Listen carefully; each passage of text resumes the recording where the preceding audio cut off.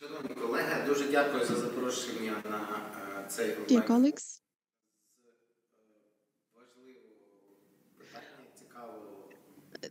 let me welcome all of you at today's forum dedicated to a very interesting and important issue. And I think that we could be talking a lot on this matter, and probably our speakers will do that, each from his or her own standpoint. And with your permission, I will outline several issues that, to my point of view, are rather important for the development of agri-processing in Ukraine.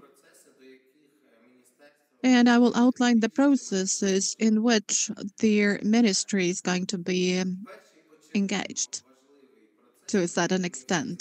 The first important process, major process we all know of and we speak of a lot, is that in Ukraine we do have sufficient amounts of raw materials, and I think we will have even more. In particular, if we speak about the post-war period, and these are the materials that will be in demand, and it will be effective from the market point of view to process it.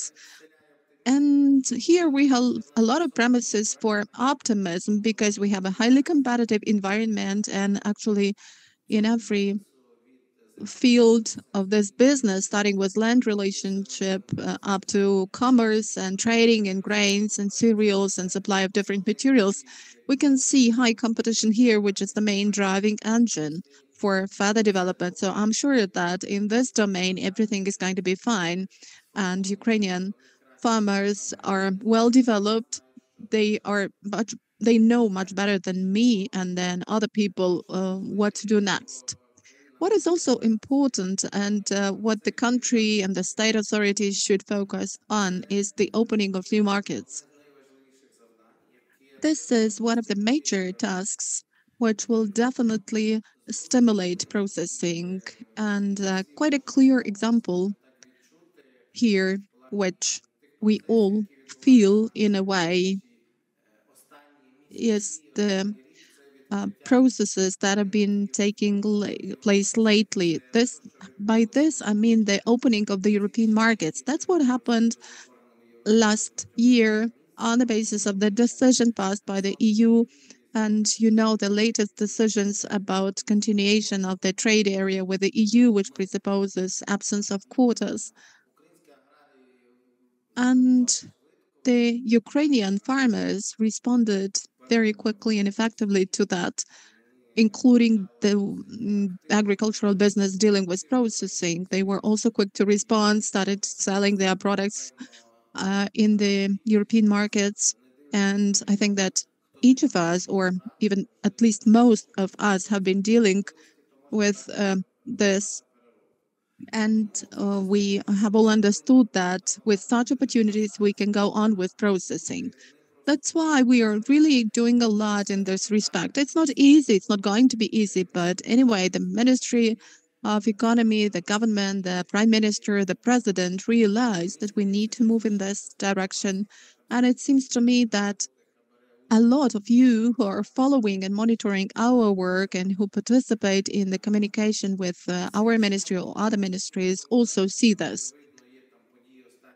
We are highly competitive, and this is proven by the latest events. I mean, the discussions with the European countries concerning export of our products to Europe.